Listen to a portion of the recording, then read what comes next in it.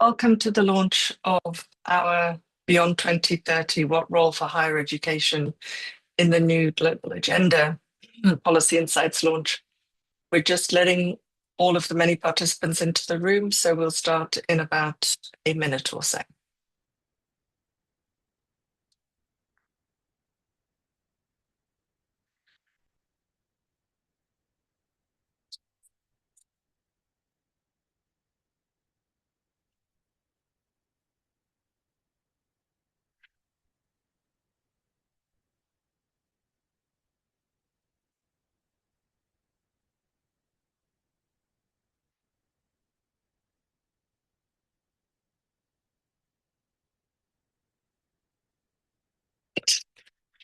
Okay, we're very happy to have you with us today.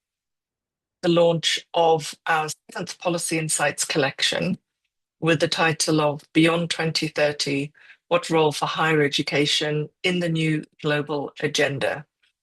And we're joined today by the two guest editors, Elizabeth Buckner of the University of Toronto, Oisey, and Tristan McCowan from UCL Institute of Education, and some of the authors who contributed to this very exciting collection. And at the end of the launch today, you'll be the first to the full publication. So a welcome from me as Executive Director of NORAG.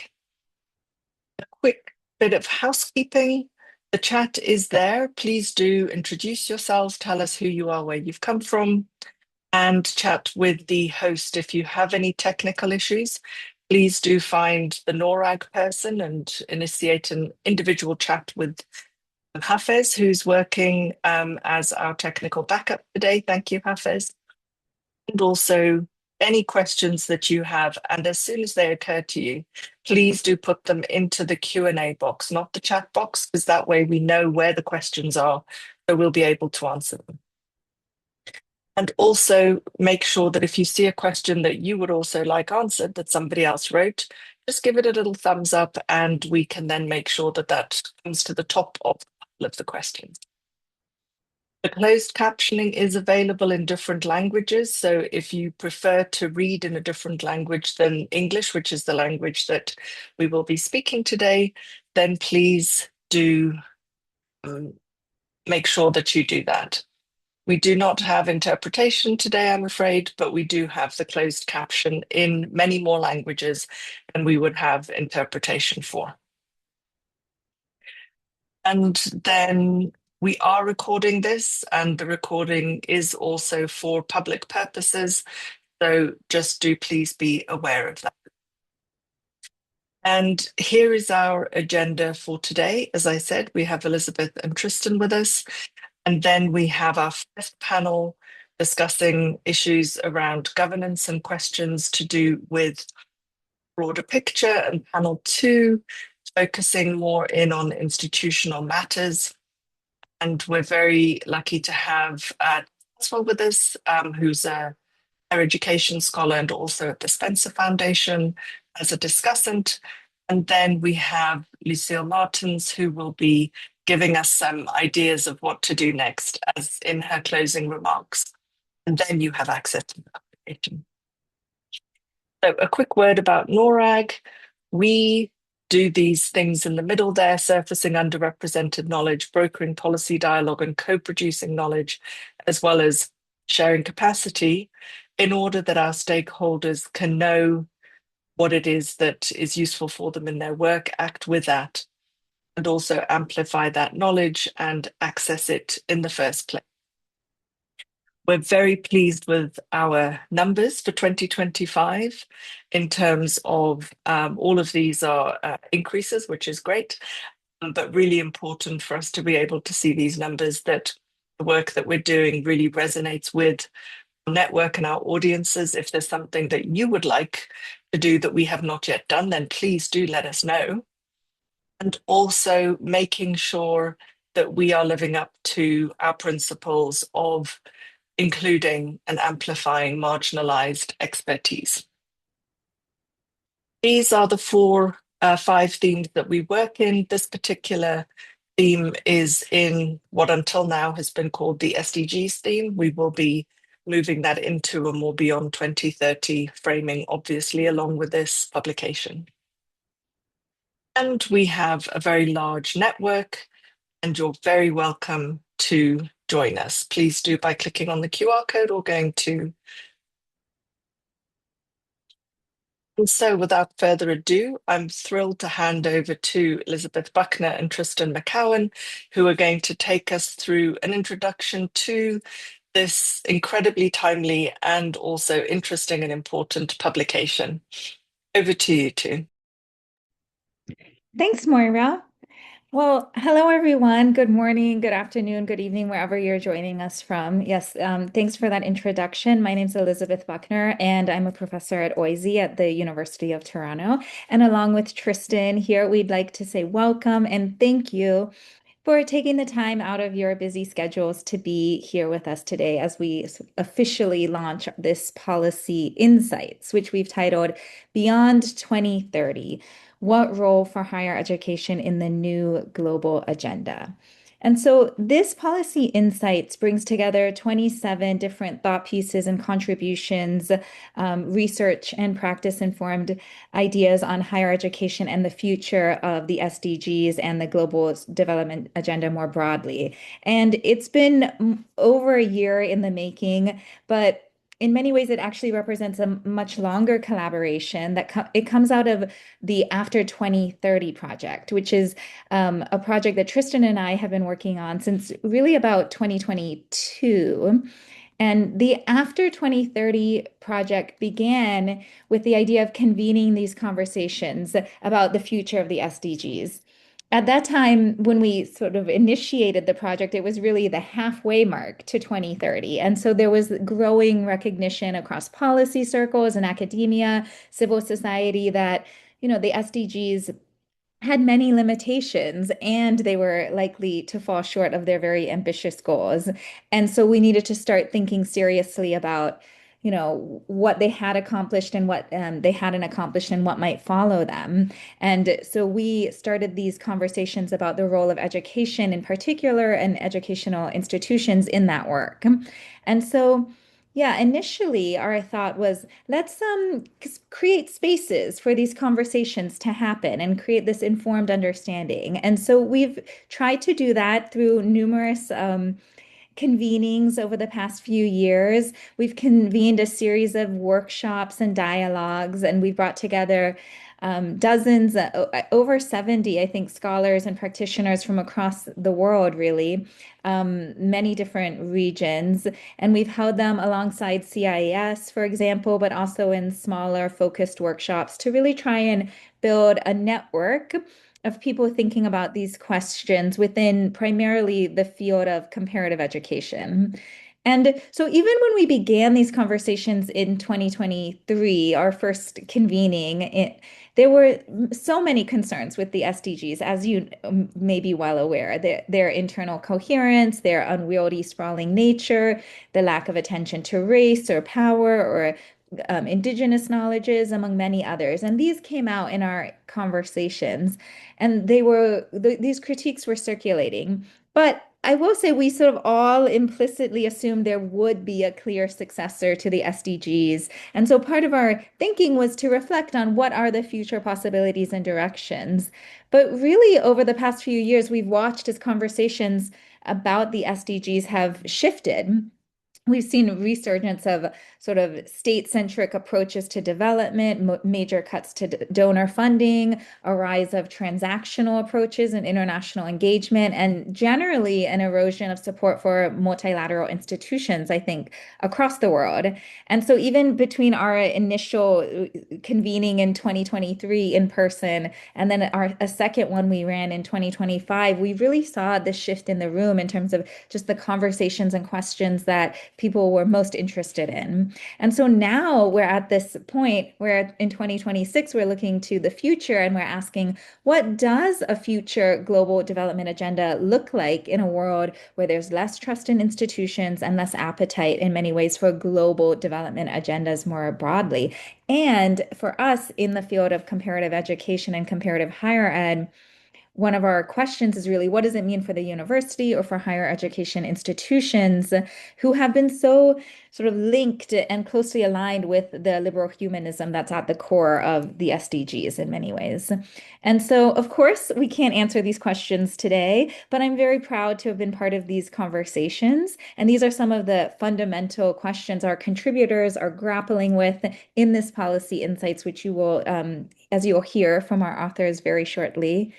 And I'll just add that in addition to this policy insights, which we're really proud of and is open access, we have a number of other publications that are coming out of the After 2030 project. If you're interested in reading more about what the contributors to these conversations have said. So we recently published a Compare Forum, which is a moderated discussion where we asked contributors what should be higher education's role in the future of the Sustainable Development Agenda. And in a separate piece that's in comparative education review, we also brought together scholars to debate should the idea of sustainable development itself even be at the heart of the next global agenda, or if not, what does it mean for education? And so I'll just put a plug for those two pieces. And both of them, I'll say throughout all of these conversations, we've had incredibly wide-ranging perspectives. And that's part of what I've enjoyed so much about being part of this project is there's, at least as of now, no consensus emerging. And if anything, what we're seeing is just a proliferation and variety of perspectives that are really showing the breadth, but also the creativity and the passion that are being brought to these debates. And so with that, I'm going to hand it over to Tristan, who's going to give you an overview of that diversity. So Tristan? Thank you very much, Elizabeth. And it's a huge pleasure to be at this moment where we're launching this wonderful publication with NORAG and to see all of you here today. So thanks very much for joining us. So when we think about the intersection between higher education and sustainable development goals specifically and sustainability more broadly, we can think about higher education as a goal in SDG 4, trying to increase access. If we have an expanded conception of the university, we can think about how higher education might be a driver for all of the goals in terms of increasing our ability to achieve the goals as a society. But we can also think about universities as a space for reflecting on them and constructing and scrutinizing and reimagining what on earth we mean.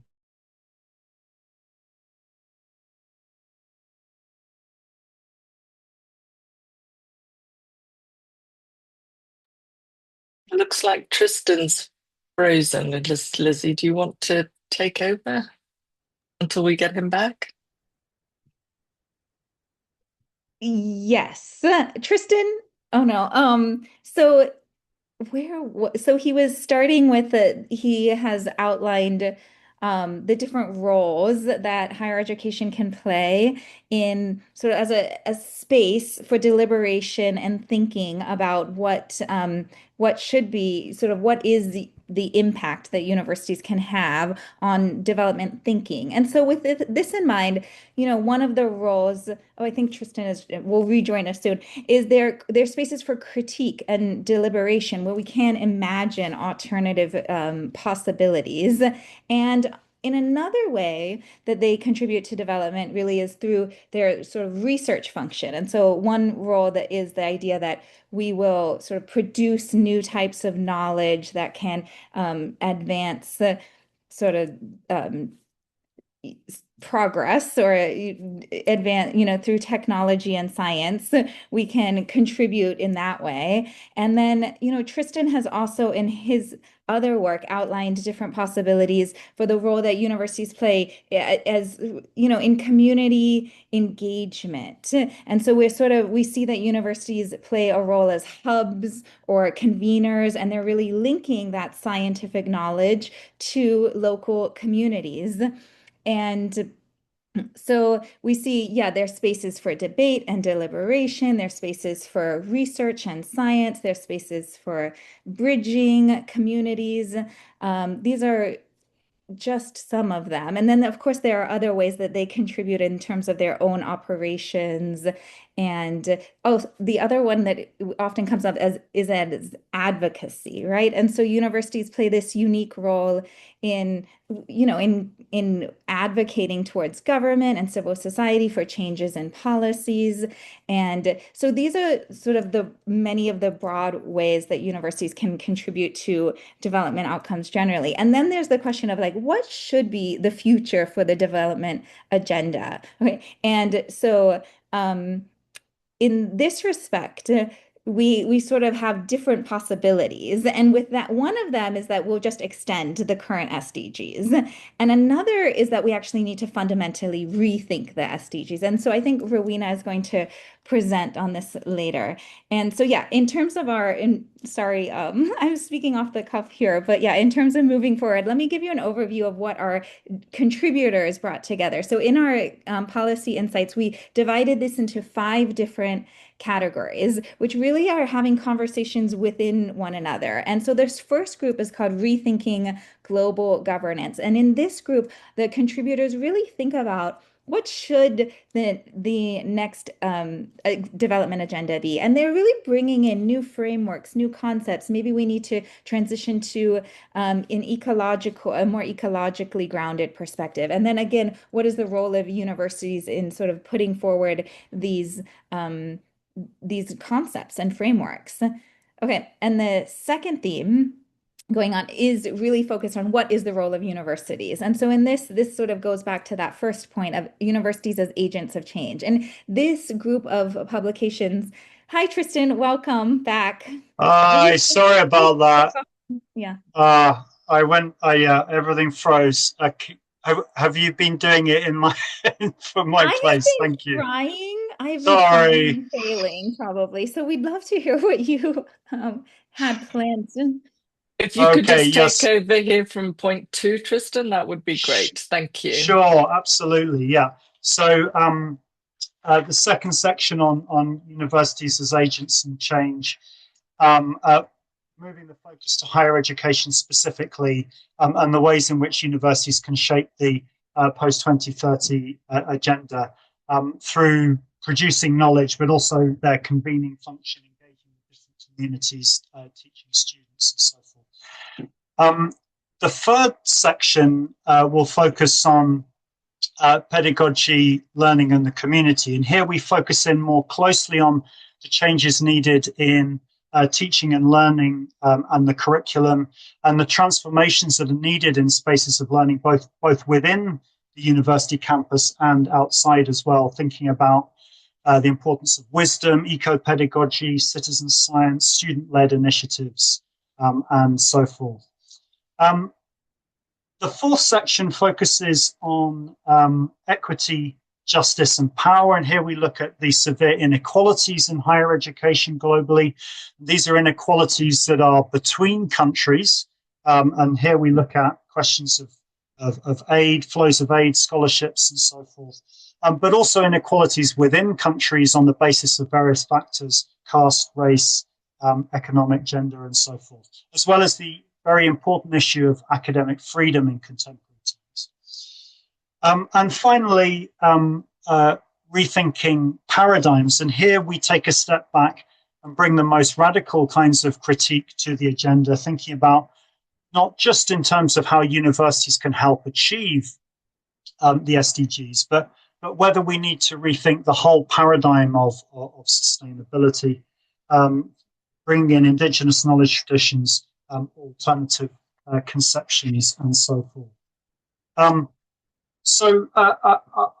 It will forever be a mystery what was said in the 2 or 3 minutes I spent in limbo there, but perhaps I could just share some of the broader reflections on this piece from the wonderful experience in engaging with people through the course of this project. And we really thought about 4 scenarios of how we might address what could replace the SDGs in 2030. And those 4 scenarios, and these are ideas that have developed in the course of those dialogues, have been around postponement, amendment, replacement, and abandonment. The simplest of the solutions that have been put forward to what we might do with the agenda is that we can simply extend the end date, the expiry date of the SDGs perhaps to 2050, keeping them as they are, and then just allow ourselves more time to achieve them. So this is an option that has not been endorsed by the participants in our debate. Most of those who've been engaged in our discussions have gone for one of the next two, either amendment or replacement. So either keeping the basic structure of the goals, and then either adjusting targets and indicators, refining, or perhaps adding on new goals. So one of the key ones has been a proposal that's come from Brazil for an SDG 18, focusing on race and racism, racial justice. Replacement, a more radical solution for maintaining some kind of global architecture, but with a radically different content. So perhaps a different architecture. So some people have argued for a nexus approach, presenting a smaller number of components at the center and organizing the other elements around them, or perhaps a different concept at the heart. Instead of sustainable development, replacing it with something else. And this was one of the main focuses of the moderated discussion we published in Comparative Education Review, whether we might replace sustainable development with ideas of justice or repair, pluriverse, and so forth. The final scenario is one that a few years ago would not have seemed imaginable, but now is certainly on the agenda, and that's whether we might have to abandon all kind of international agreement. And I think this, even though it's not one that's advocated by any of the people participating in debates, it's certainly one that we have to have very present in our minds in this crisis of multilateralism that we are currently in. So before opening it out to our wonderful contributors, I just wanted to say thank you to everyone who's participated in this process. It's been a real privilege to have been part of it. I've learned a huge amount in engaging with all the different people who've been part of these debates. But also a particular thank you to Moira and the NORAG team for making possible this publication and the process that surrounds it, and wonderful convening power that NORAG represents in bringing together different constituencies. So thank you to them, and very much looking forward to hearing about some of the specific contributions in this publication. Thank you so much, Tristan, and Lizzie also. And thank you for bringing us the fantastic authors and that process that you described that has involved so many other people and so many other resources as well. Thank you so much. Right, we're moving now on to our next panel, and we're going to hear from Rowena, Marina, Maya, and Savo, and we will take you each in turn. So starting with Rowena. So Rowena is going to tell us about what's next after 2030. Please go ahead, Rowena. Thank you so much, Maura. Just firstly to say a very brief thank you both to Tristan and Elizabeth for inviting me to be a part of the After 2030 project. It's been exactly a year now since I first met Tristan, came on board as a research assistant for him. So I'm really excited to be here today. Thank you so much. So brief introduction, I'm a second year undergraduate student at University College London, where I study sustainability. So the work that I've been doing for the After 2030 project looks very broadly at those 3 or 4 pathways that Tristan previously mentioned, extending the timelines, creating a new agenda, or allowing the global development framework to lapse entirely. And instead of focusing just on those pathways, the literature review that I've conducted looks at 20 different academic and policy articles that come together into 5 schools of thought that I've developed to summarize the influences that might take place on any one of these pathways in the post-2030 agenda.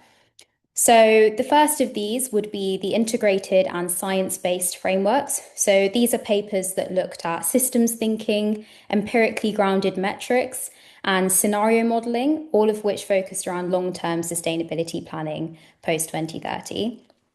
And then we had governance, accountability, and global power structures. So these were papers that looked at institutional reform, geopolitical dynamics, different governance mechanisms, both top-down and multilateral, as well as actor-specific responsibilities for, say, cities and businesses, as opposed to just that top-down governance approach. And then we had participation, inclusion, and localization. So these were papers that looked at grassroots engagement, youth participation, with a particularly interesting case study from the UK, as well as integrating Indigenous knowledge into the new agenda, and overall having more inclusive frameworks that localize these very global goals and approaches. Then the fourth category or school of thought was the circular, technological, and digital transitions. This was a very broad category. It covered everything from the circular economy, artificial intelligence, to even space technology and infrastructure.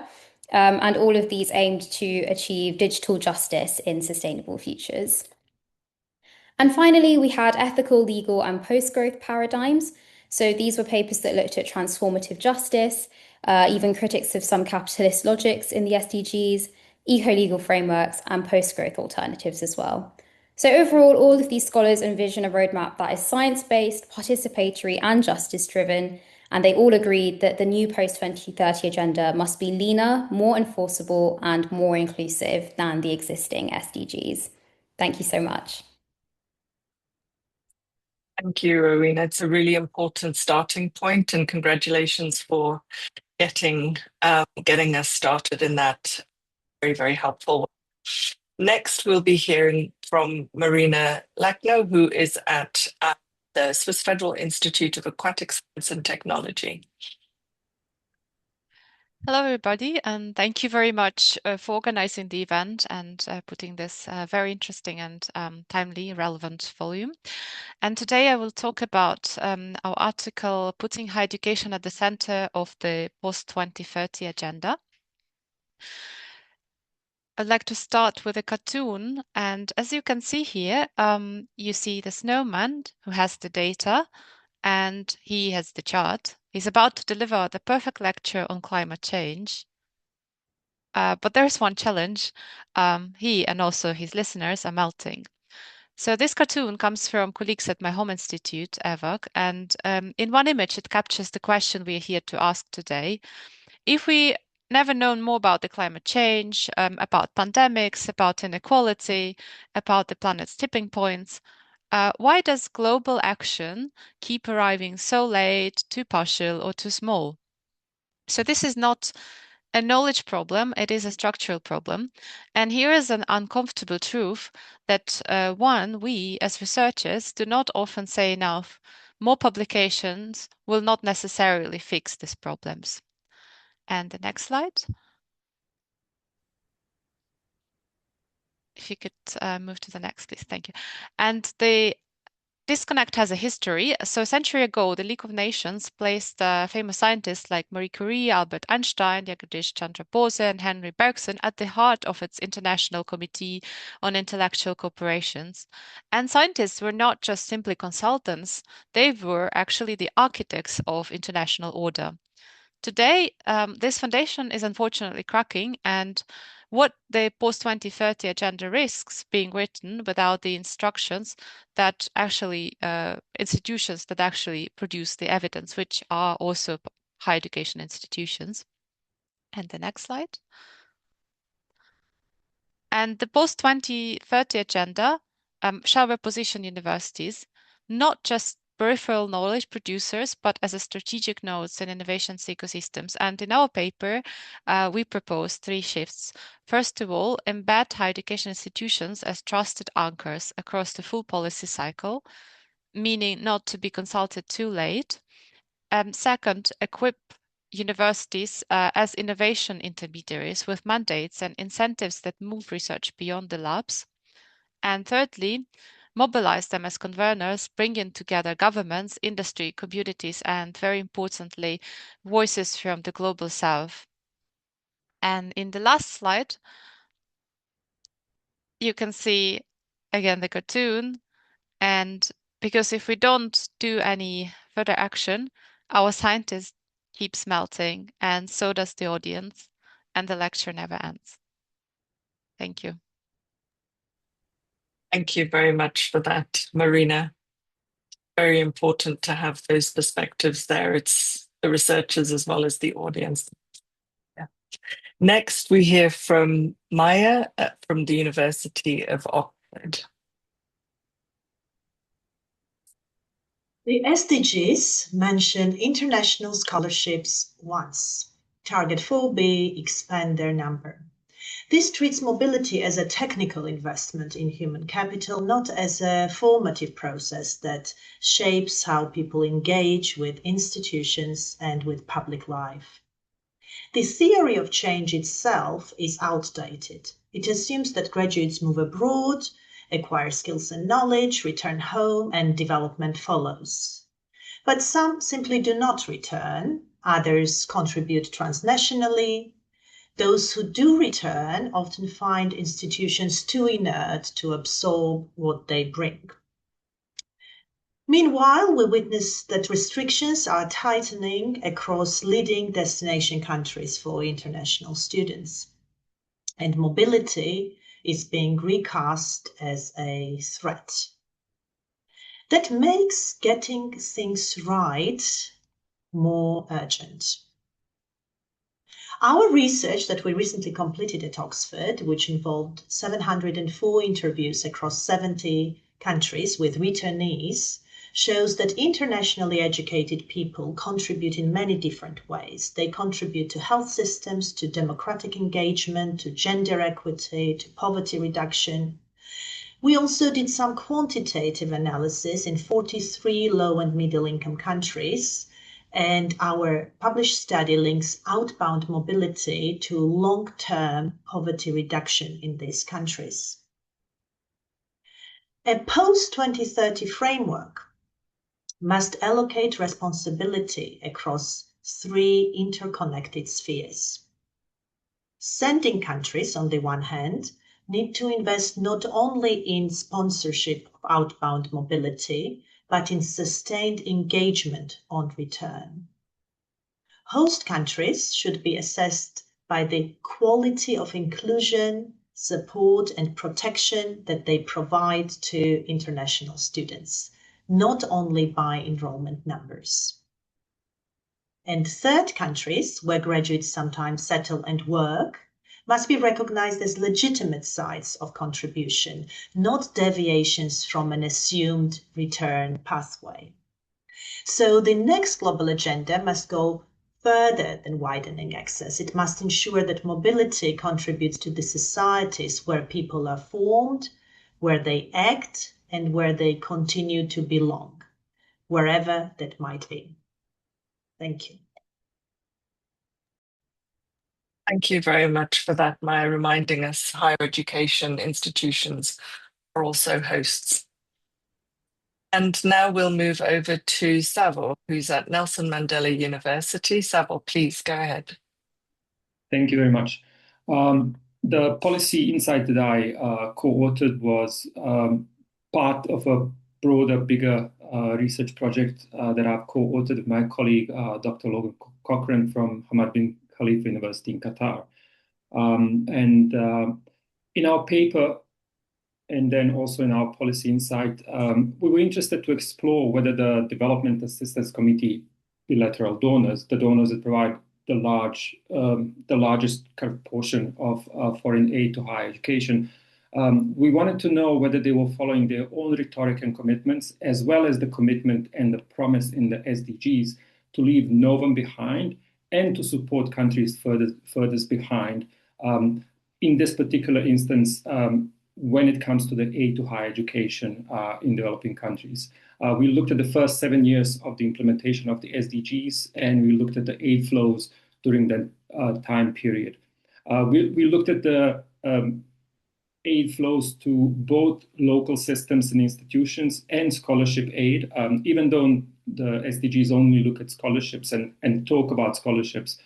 We looked at also the aid to local higher education. So, and our main interest was to try and assess whether the donors were basing their decisions on to whom, to provide aid to higher education? Was it based on the needs in recipient countries?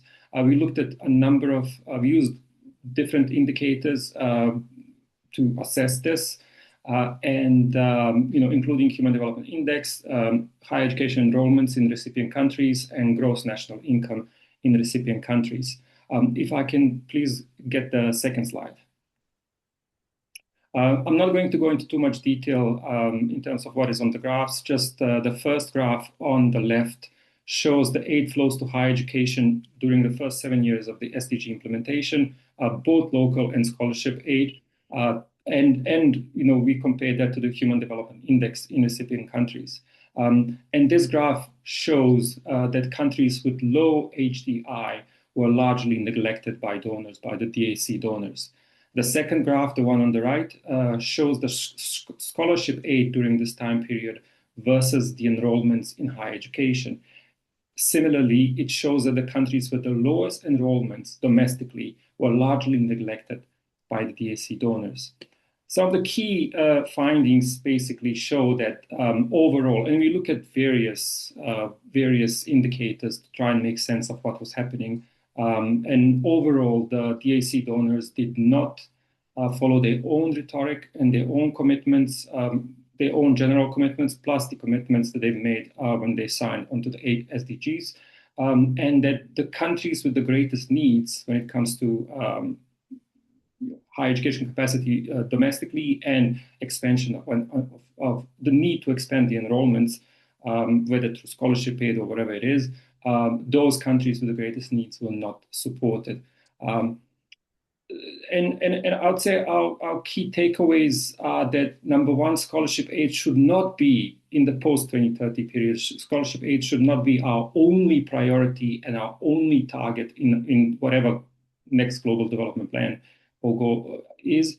And also that the selection of countries that should be supported should be based on observable indicators of needs, and not just randomly grouping the whole of African continent and all small island developing states, because they're very different. They have different needs, and some of them are fairly rich countries that can do things for themselves. So we really hope that we can start thinking about supporting the furthest behind, not just in rhetoric, but also in practice. Thank you. Thank you so much, Zav. And just turning to our Q&A, please, any questions that you have, please put those into the Q&A box. We're starting with a question to Rowena. So if our first panel could all put their cameras on so we're ready to answer questions in this first session, please. Rowena, the first question comes to you. Wonderful literature review. And the question is, do you think it's time to also take the debate and look for views in the general public and not only focus on the academic literature? Yeah, absolutely. Thank you so much to whoever asked that question. So, I mean, yes, of course, it is very important to go beyond the literature. As an undergraduate student, that's where I chose to start. And yes, the 20 papers that I looked at did have that sort of scientific or academic background. However, one of the papers by Bonsu et al. Actually showed the importance of bringing in that human-centric focus to the SDGs and the post-2030 agenda. They focused on a case study from the West Midlands Combined Authority in the UK, working with school children on 4 of the SDGs. And when they started, they found that their knowledge of sort of sustainability and development agendas were quite low.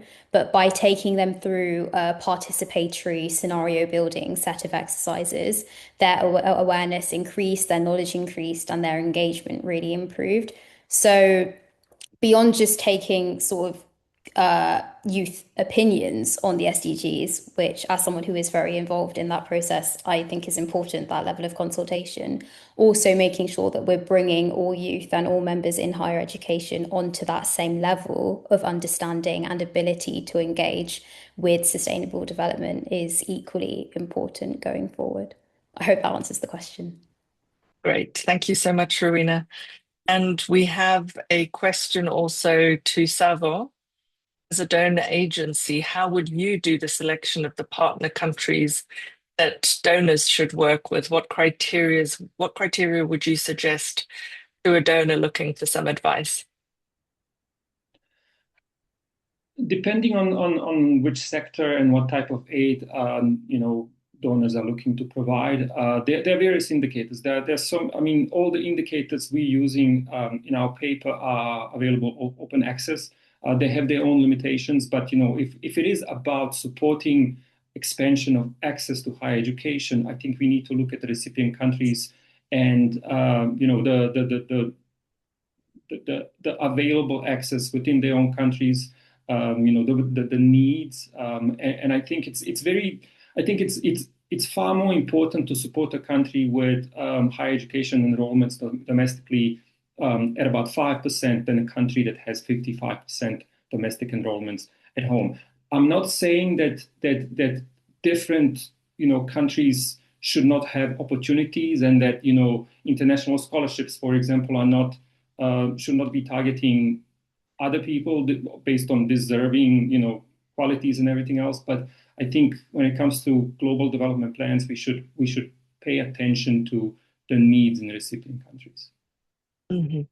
And with those scholarships also paying attention to the development of the higher education as inside those countries as well, obviously. And a question for you, Maya, just, access is obviously a very important question. And then there's a question of, sort of as in, secondary and primary education when it comes to quality. And here I think one of the questions that really arose from your presentation is the quality of the welcome. And what actually is it that's happening inside higher education institutions, and how those higher education institutions could be, through a future global agenda, also thinking about how it is that they are. Absolutely. Thank you, Moira.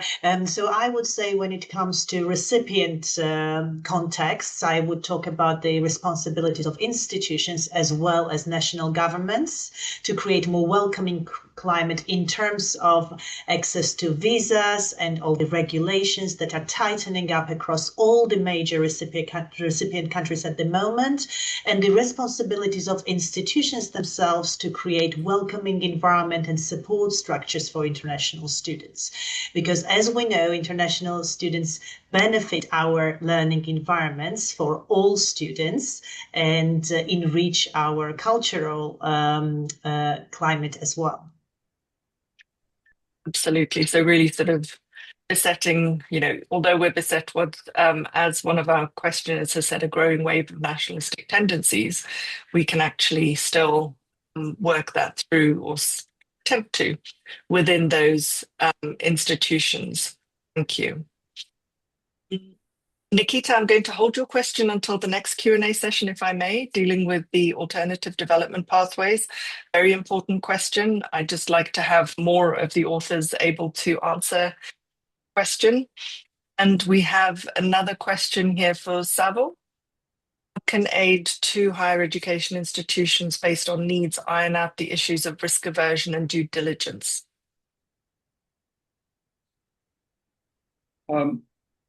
I guess I would need more detail in terms of what specifically, The full question, sorry, I stopped because, so when dealing with higher education institutions in countries with what might be considered problematic politics. Well, that all depends. What we can see in some of the existing research and in our own research is that many Western donors, as long as they are the issues of human rights and democracy and good governance don't necessarily matter as long as the countries that they are dealing with and supporting are strategically important to them. There's a lot of research on foreign aid and whether countries follow their own rhetoric about good governance and everything else, looking at 10, 15, 20 years back. It's a very mixed bag in terms of what donors do and what they say and what they actually do in practice. I'm not saying that we shouldn't be supporting, countries and institutions, that follow good policy practice and everything else. But in reality, that is not what most donors are doing. And I think we need to also, find a way sometimes to support development of good practice and good policy making. And that may require a long-term process of, support. Genuine support, and not just supporting countries because we need to trade with them no matter what. Thank you very much. Now I'm going to take a question from the chat box, although please do put your questions in the Q&A box going forward. Marina, we have a question here. Basically, somebody saying here, you've raised valid and pertinent questions on the kind of research we're engaging with. And the question is, how do you think universities might be able to achieve what it is that you're suggesting? So what are some practical? Yeah. Well, thank you very much for the question, Ankita. It's a very valid question, and I think it's very important to address it. I think universities can achieve this only if they move beyond the ivory tower or seeing themselves solely, let's say, as producers of publications and rankings, which are also important, but at the same time, the challenge, I think, is not the lack of knowledge per se, because there is already a lot of knowledge produced and on this, let's say, societal questions like pandemics, like climate change. There is a lot of knowledge that's been produced across the world. But what happens is that the structures that shape how knowledge is valued and used are not really activated enough. That means, for example, what one can practically do is changing incentives for scientists as rewarding collaboration. For example, collaboration with public policy actors, public engagement. This could be long-term societal impact alongside with academic output, meaning that not only impact based on a short-term projects, but trying to think more long-term. And this also involves conversation with the funding agencies. And what is also important is about to think about the partnerships between higher education, government, community, industry. So the research that is happening is connected more directly to the problems of the real world. And as I mentioned before, so another very important point is that universities need to become more open and diverse in terms of forms of knowledge and expertise. And for example, including the perspective from Global South is incredibly important, or from communities that are often excluded from policy discussions. So in other Absolutely. words, to sum up this conversation is that the transformation is not only about doing different research, but about redefining what higher education see as their public mission. And perhaps if we think about post-2030 agenda, this could be one of the ways to include more of the science policy society interactions into the post-2030 agenda. Great, thank you very much. We're going to move on to the next set of presentations now. Maria Eugenia, we have seen your question, hemos visto su pregunta, and we'll take it with the next round. So we're now going to hear from Matthew Wittenstein, Mia Dion Sears, and also Andrea Velasquez Butron. And the reason, Maria Eugenia, that I said we should take your question in the next round is because we have two speakers here who will be able to give you that regional perspective in the Q&A after their presentations. So let's start with Matthew. If you could put your video on and we'll start with you. Thank you. What a privilege it is to have been a collaborator and thought partner in this critical dialogue on the post-2030 agenda. The past few years with the collective that Elizabeth and Tristan have brought together. So I've been working with the idea of the just transition the past few years and considering how it connects with and into the higher education landscape as a framing and practical tool. It has the potential to help first understand how higher education institutions and their stakeholders can better situate themselves as responsible organizations in relationship to the research they do, and secondly, the way in which they impact communities, and thirdly, as a mechanism for engaging with communities to move toward a just transition that respects the livelihoods of peoples. In short, a just transition seeks a synergy between environmental and social policy and justice. It involves the transition to net carbon zero in concert with climate justice toward a planet that is more socially just and sustainable. In other words, how do we move toward carbon net zero, yet also ensure that communities impacted thrive socially, economically, and culturally? I believe that the just transition may offer a better way forward in framing the post 2030 agenda than sustainable development because of the way it integrates notions of justice and responsibility. I talk less about responsibility in this piece than I do in upcoming ones. Yet, when we consider the roles and impacts that higher education and stakeholders often play in shaping our world and communities, this piece is critical. And that leads to the role higher education institutions could play in being more central to the post 2030 agenda. As I share in my piece, little has been studied from a just transition lens in higher education contexts, and the just transition literature has not yet fully appreciated what higher education has to offer through that lens. So, by bringing these two together as a way forward in the post 2030 agenda, higher education can better meld the social dimensions of the just transition with the more common technical dimensions that are applied and utilized. If the just transition is faithfully applied, then there needs to be counterbalance between these two. And while we aspire to move toward carbon net zero, it is critical to ensure the social dimensions of the just transition have fidelity, purpose, and justice centered in the decisions. Higher education, therefore, is the perfect conduit for such work through transformative, interdisciplinary, and collaborative work, which includes engaging with communities to better understand and solve problems.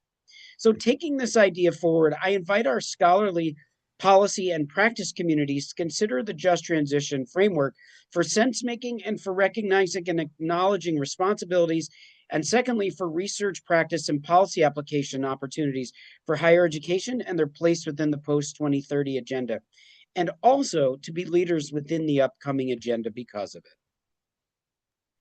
Thank you so much for that very important perspective, Matt. Moving on now to Mia, if you could join us with your video on. And please, all participants, do continue putting your questions in the chat as they occur to you. Mia, over to you. Yes, can the host start my video, please? Oh, apologies.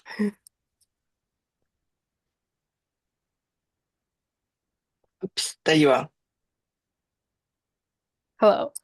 My name is Mia Dion-Sayers, and I'm delighted to speak on my article that's under the theme Equity, Justice, and Power. Now, this article titled Moving the Needle on Higher Education Equity Beyond 2030, Institutional Examples from the Americas was co-authored with Dr. Shika Diwakar and Dr. Emma Hardin-Wolfson.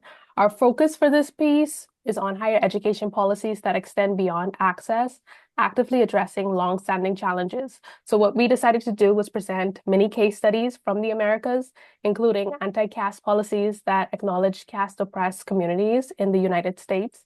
And we specifically looked at the University of California's San Diego's Caste Equity Collective, work with Dalit women, and indigenous community-centered governance and curricula found in Mexico's intercultural universities. While these contexts differ significantly, we emphasize this potential that conscious, specific, and intentional policies that adapt a whole of institution approach helps to foster equity and create more just and transformative educational spaces. So thank you, and I'm excited for everyone to read our article. Thank you very much, Mia. We're very excited to read it too. Right, and now over to Andrea.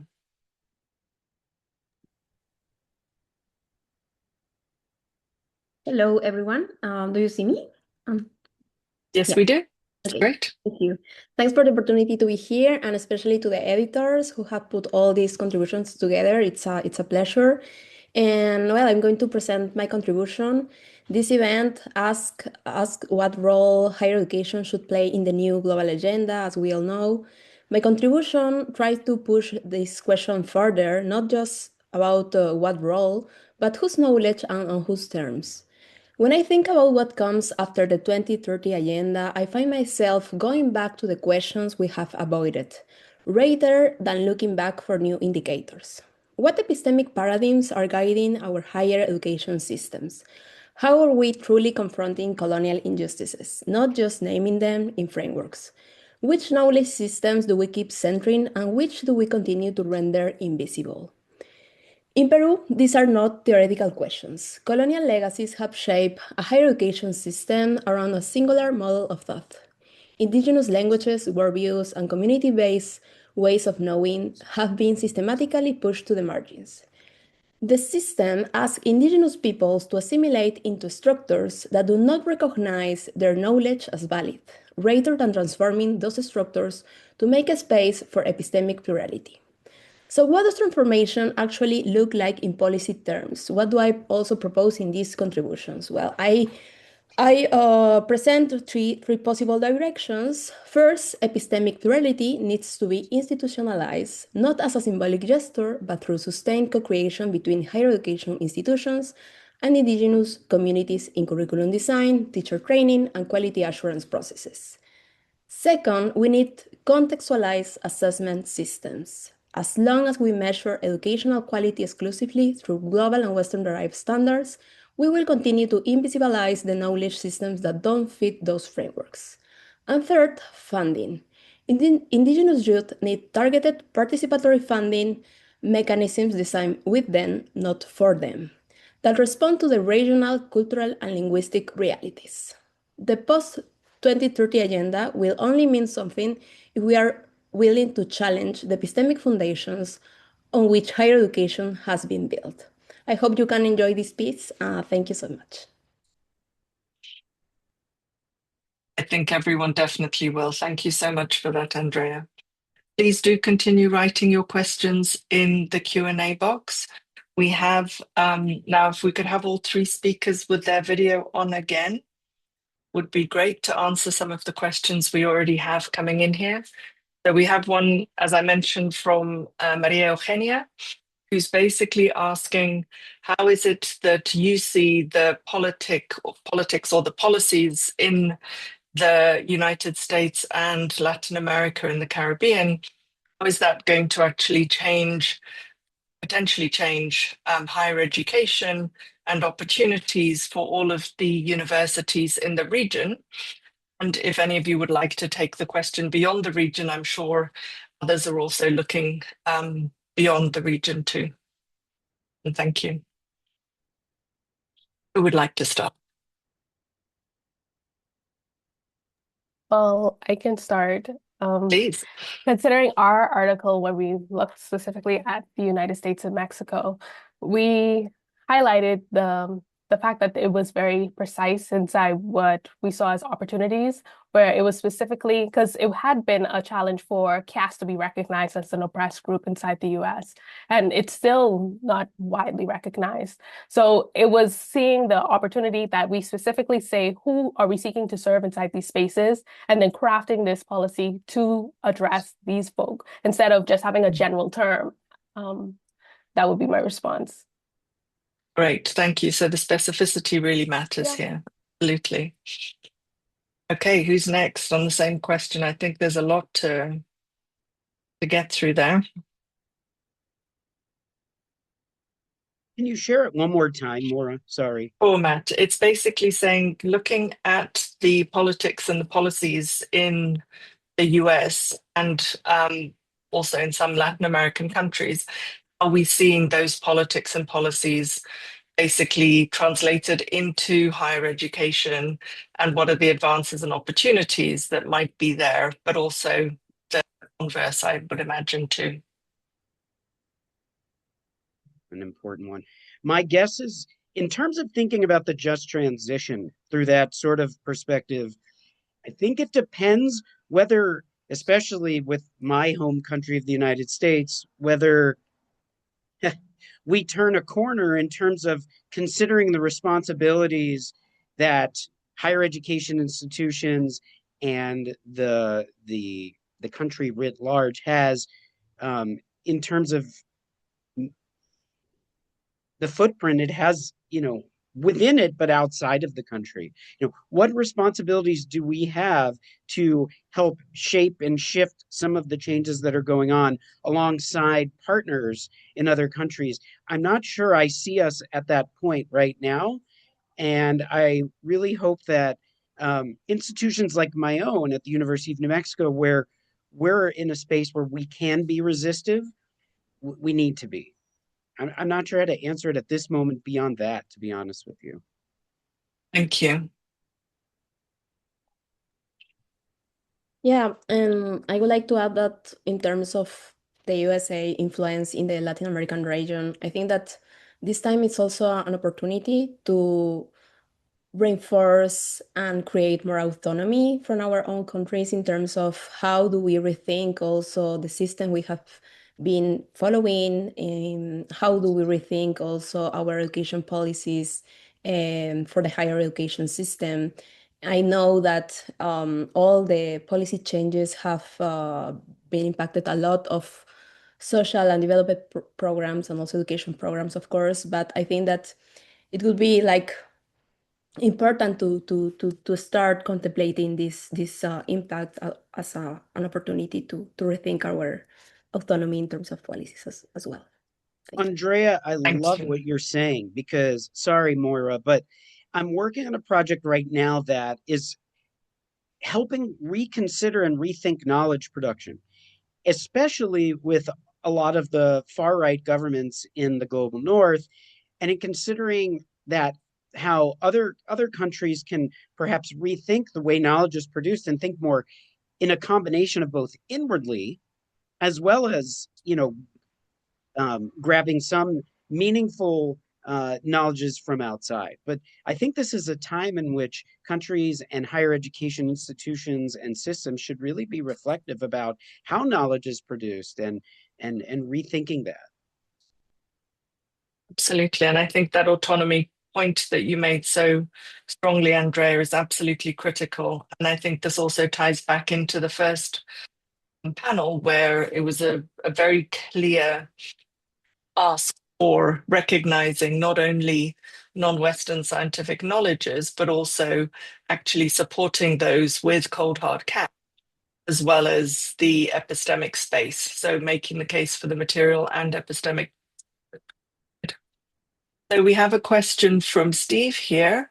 While the climate catastrophe is perhaps the most looming issue of the global poly crisis, does framing the SDGs as just, or the next beyond 2030 agenda, preferably as a just transition, does that capture the structural transformations necessary, Matt, away from patriarchal racial capitalism? It's a great question. I appreciate it.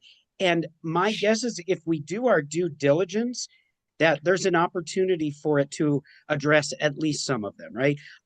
My guess is in a world in which there tends to always be an imbalance of power, there's no perfect answer toward that. However, if we work in collaboration, if higher education institutions take on a stance of more being a seeker of knowledge versus always an all-knowing enterprise, to me, there's a better chance that we can do that. Thank you. And Mia, in terms of the actual sort of those case studies that you mentioned in your presentation, what were some of the sort of the key ideas coming out of that really we need to bear in mind when we're taking this agenda forward into beyond 2030? Thank you for that question. I think something that stood out was understanding who are we trying to serve when we're writing these policies and going to those communities and asking them what they would like. And then also that co-creation of knowledge. I think that was something that we saw inside the intercultural universities where perhaps there was not a standardized entrance exam, or we're looking at what are we being taught. So I think that was very important, and that was something that definitely stood out. Absolutely, that listening. And then when you talked about the standardized entrance exam, it reminded me of the very old but always correct cartoon of the number of animals in front of the judge, and they're all being told, now go climb a tree. That's the actual test to entrance. So absolutely critical there. Okay. Anything else on your side, Andrea, that you wanted to add to this in terms of that sort of knowledge production side of things and what we need to think about when we're thinking about what knowledge might be useful as we go into the Beyond 2030, but also actually inside the Beyond 2030 agenda?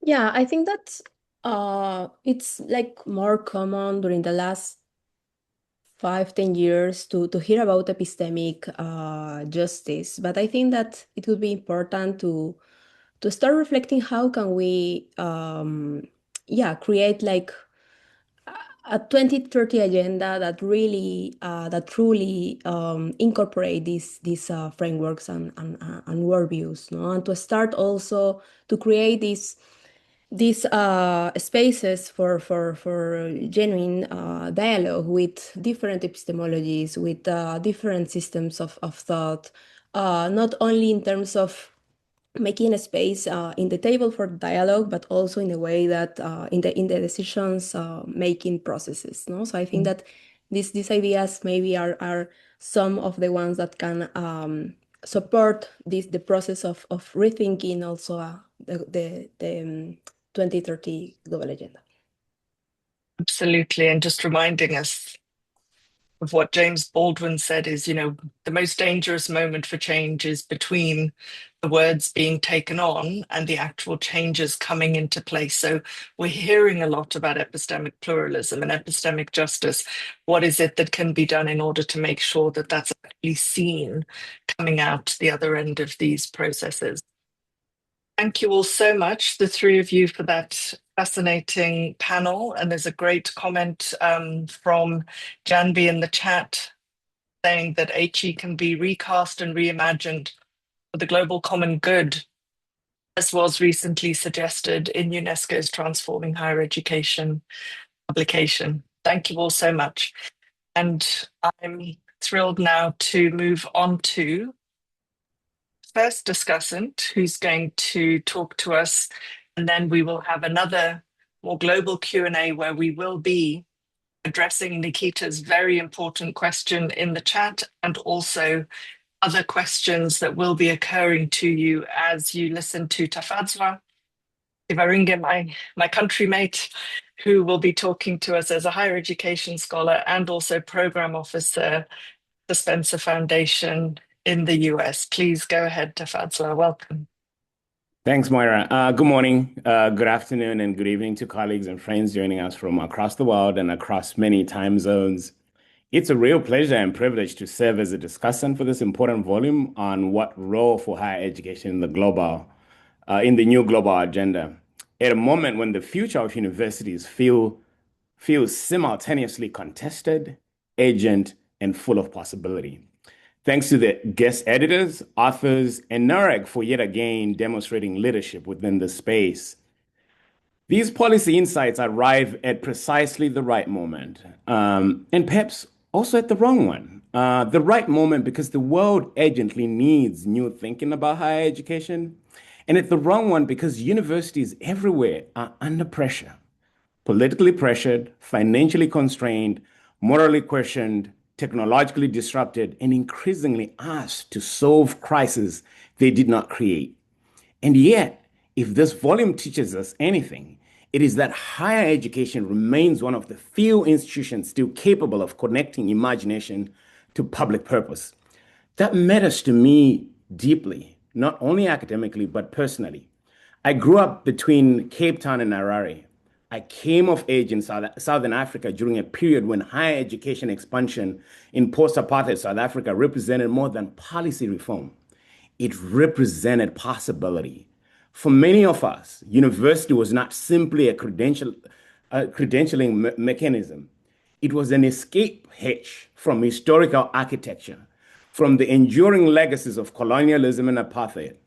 It was a way of interrupting inherited futures. I'm quite literally stationed here in Chicago at the Spencer Foundation because a critical amount of people believe that expanding higher education access after apartheid was a part of democratic reconstruction. And so when we ask what role for higher education in the new global agenda, I hear other questions underneath it, particularly who gets to imagine the future? Who gets invited into it? And this is why this volume is so important. Across its forward introduction, 5 themes, and 27 globally diverse contributions, the volume refuses the comforting fiction that higher education is neutral. Instead, it asks universities to confront power, history, inequality, ecological collapse, epistemic violence, and democratic fragility, all while still teaching students core academic skills, which frankly may be the greatest miracle of the modern university.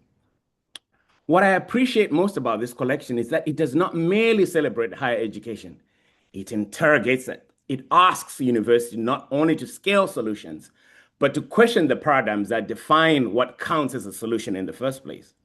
That is an important distinction. Let me briefly reflect on the 5 themes.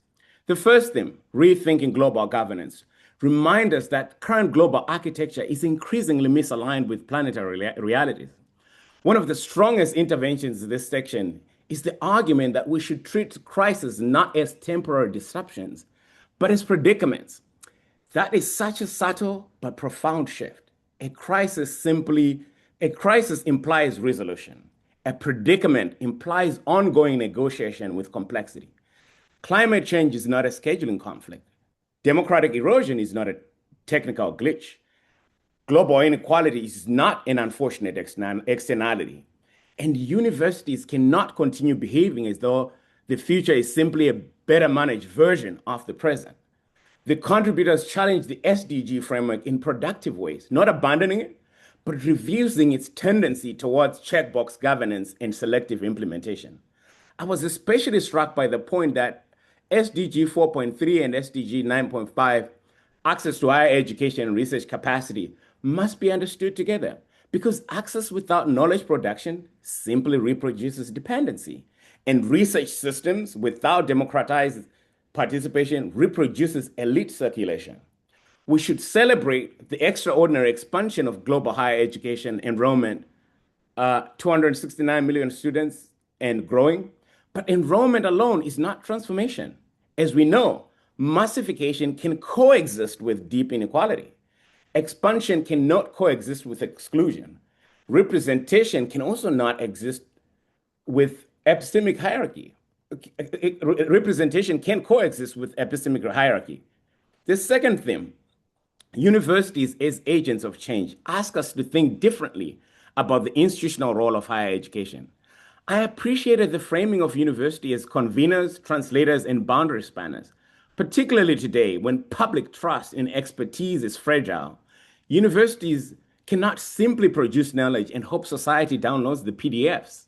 Knowledge now competes in an attention economy shaped by algorithms, disinformation, political polarization, and increasingly by generative AI, which means universities must become better at translation, coalition building, and public engagement. But this section, it also wisely cautions us against technocratic optimism. The discussion of generative AI and sustainability is especially timely. We are living through a moment where AI is simultaneously marketed as humanity's salvation and experienced by many faculty as a plagiarism subscription service. And yet the contributors push us towards a more sophisticated conversation, one that situates AI within broader questions of equity, governance, labor, ecology, and human flourishing. That is exactly right. Technology is never just technological. It is social power disguised as innovation. The third theme, pedagogy, learning, and community, may be the emotional heart of the volume. I was deeply moved by the insistence that inner transformation grounds sustainable change. That line stayed with me because so much of global policy discourse operates though structural transformation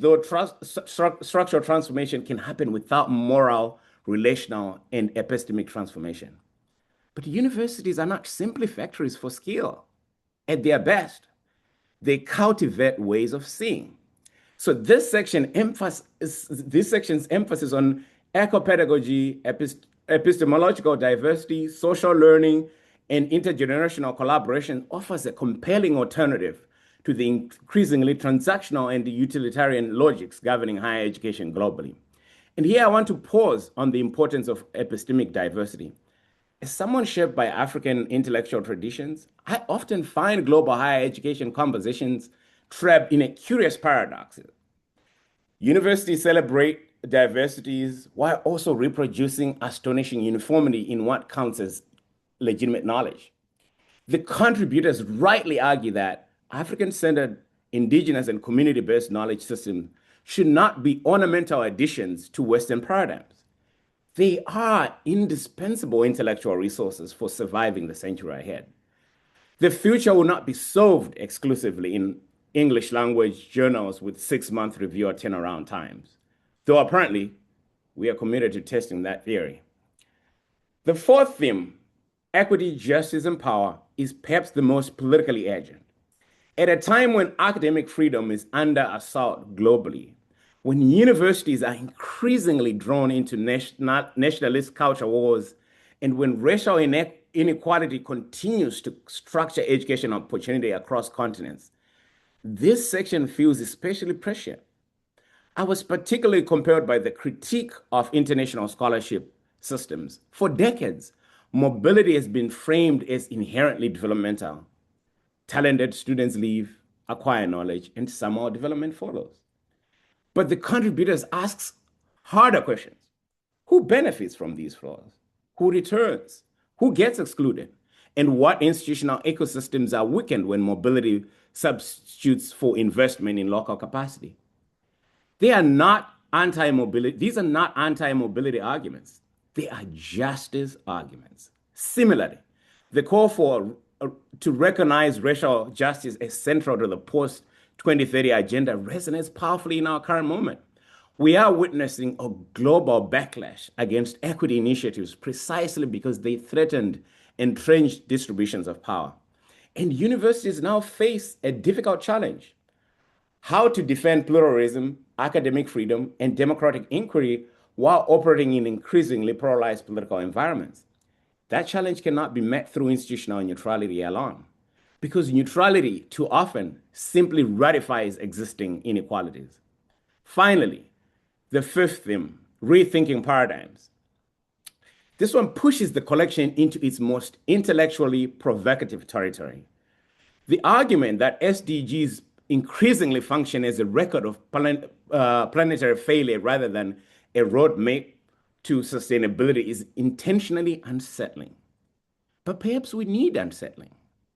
Higher education has become extraordinarily good at optimizing systems that may themselves be unsustainable. We produce rankings about institutions embedded within ecological collapse.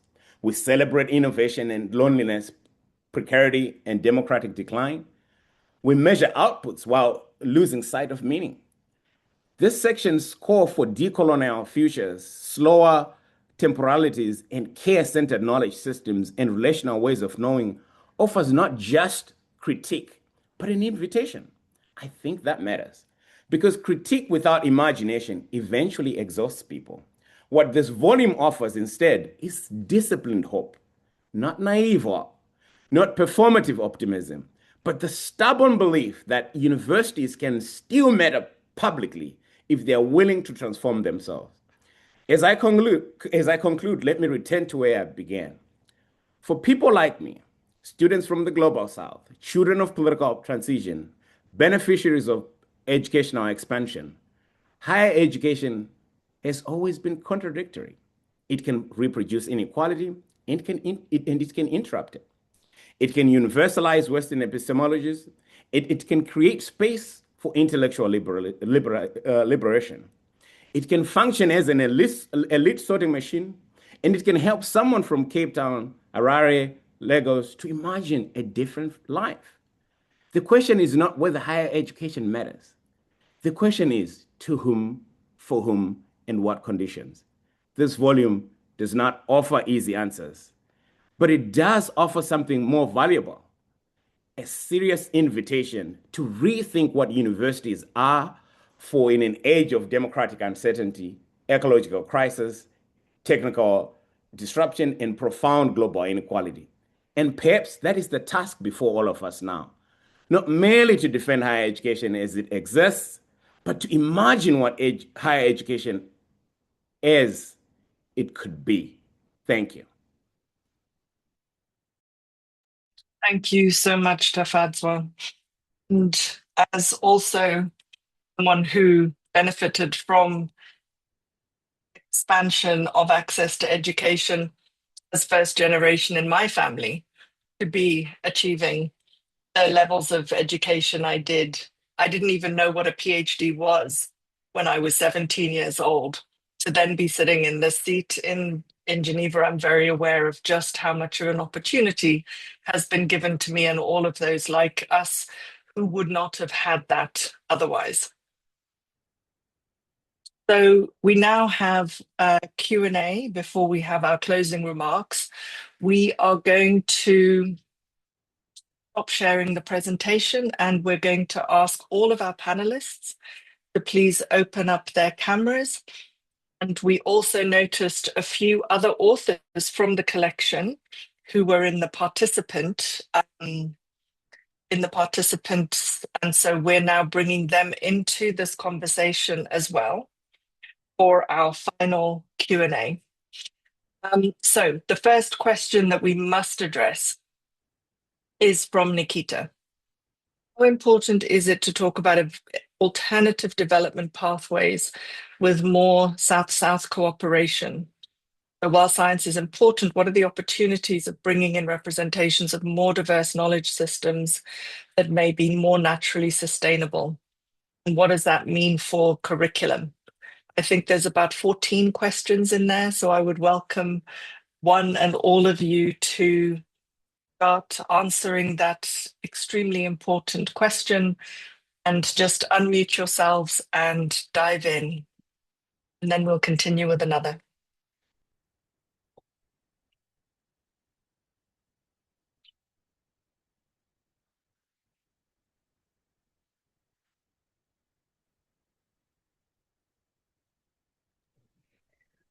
I can jump in first. Not so, I mean, I think that the point here is incredibly valuable. It is something that comes up in the sort of policy insights as a whole, and it's something that we've been thinking about a lot. And I think, I'm here in Toronto, based in Canada. We are very good in our higher education system at sort of making overtures and discursive, rhetorically recognizing that we're on Indigenous land and that we need to learn and incorporate Indigenous worldviews into higher education, which is, sort of the modern global university is a European artifact of colonization, right? And so we sit with those realities and we talk about them. And I think that on paper, many universities in the global north in particular, are very, very happy to say we need more diverse knowledge systems. We may even have classes on Indigenous worldviews. We may, in our contributions and throughout the project, we hear a lot, many of our contributors have offered alternatives of Ubuntu or the great DAO of learning. And we have different sort of frameworks. And yet at the same time, I think a lot of this, it's siloed. It doesn't really integrate throughout the university. Some of it is disciplinary silos. Some of it is to what Tafadzwa was talking about. There's pressures on universities to perform on metrics and rankings and publications, and so it's sort of like you can sit and have both of these at the same time, but they're happening in parallel conversations. In many ways, the sort of interests prefer the science productivity and the sort of European worldview. And so it's something I think we really struggle with because it's really easy to talk about diverse knowledge systems. And then when it comes to our actual practice of how do I design a syllabus, what scholars am I teaching, who am I citing in my own work, we sort of default to the norms that we've been socialized into. And I think that this is just, the constant work that still needs to be done. Thank you. Maya, please go ahead. Thank you so much. This is such an important question. And I think one of the answers to these questions, one of the ways forward, lies actually in mobility opportunities. Being learning and living in another society really opens up our mind. We cannot really understand other knowledges, other ways of life, other cultures, other languages without directly experiencing them. Therefore, the way forward is to have more academic mobility opportunities for academics in all parts of the world. It's not only north-south or south to north, but indiscriminately for everyone to be highly encouraged to work with others who are not like them, who think differently, who use different methodologies, different languages, other knowledges, maybe indigenous, maybe not. It does not necessarily need to be indigenous, and it does not necessarily need to be under certain labels, because what I have noticed, unfortunately, is that this conversation sometimes is becoming highly performative. And I think we need to avoid that and be really honest and frank and find ways in which we can find the most genuine, most appealing, and most enjoyable ways of learning about each other and learning about other knowledges. So I would support mobility as the main policy tool for moving forward with diversification of knowledges. Absolutely. The importance of not fetishizing that which we wish to promote and putting it as part of a broader menu, right? Thank you. Tristan. Thanks. Yeah, and I think there is lip service paid to at least indigenous knowledge, if not epistemic pluralism, but very often it's incorporated within some quite narrow structures of our existing knowledge system. So it's taking indigenous knowledge about plants so that they can be commercialized for medical products, without actually challenging the existing epistemic structures. So I think we need to think in a deeper way about not just specific pieces of information, but about actual paradigms of knowledge, something that can really challenge the way that we think about the world. And connected with that, I think one of the most distressing trajectories in higher education is the language one, which is closely linked to knowledge systems. And there are surprisingly few languages used globally in higher education, despite the declining but still huge linguistic diversity globally. A very small number of those languages are used in universities, and that is actually declining with the pressures with ranking pressures and publication pressures. And I think this is a tendency that we really need to call out and fight to resist. Absolutely. Thank you. Okay. So we have another question here. Was the limited implementation of the 2030... Sorry, Marina, did you want to answer the previous question? Oh, no. I'm interested in the next okay. one. Yeah. So the limited implementation of the 2030 higher education agenda, to what extent was that a problem of governance or ownership or accountability or all of the above? And what do you think should change after 2030? Marina, go ahead. Yeah, I think this is a great question, Lali. Thank you very much for raising that. Now when we already kind of approaching the end of more kind of the end stage of 2030 agenda, I think it's a good way to think about it. And I think actually personally all three. So you mentioned governance, ownership, and accountability. But I think the most fundamentally a problem is a political priority, because universities, higher education often is treated as a supportive infrastructure for the SDGs, so not as a core infrastructure. And governance structures, they do remain fragmented. So even after implementation of the SDGs, ownership was uneven across regions and institutions. So accountability mechanisms actually, unfortunately, in many cases focused more on reporting than on meaningful structural change. And universities were very encouraged to align with the agenda, with the 2030 agenda, but very rarely there was any empowerment or incentive to act as a strategic partner in policy making and implementation. And I think this is actually our task to think about post-2030 agenda, that there is a need for the shift from the symbolic inclusion to a genuine integration. So universities should be embedded more directly into policy design, maybe, and innovation system, public problem-solving processes. But it also at the same time requires universities themselves to be willing to do so and to be willing to rethink their role. So not only as a producers of expertise and knowledge, but also institutions that could take the responsibility towards social justice, sustainability, democracy, and the improvement of all of that you mentioned, governance, ownership, and accountability questions. Really getting into the role of what universities see themselves as and are acting as. Thank you. Cool. Well, please go ahead. And then Elaine.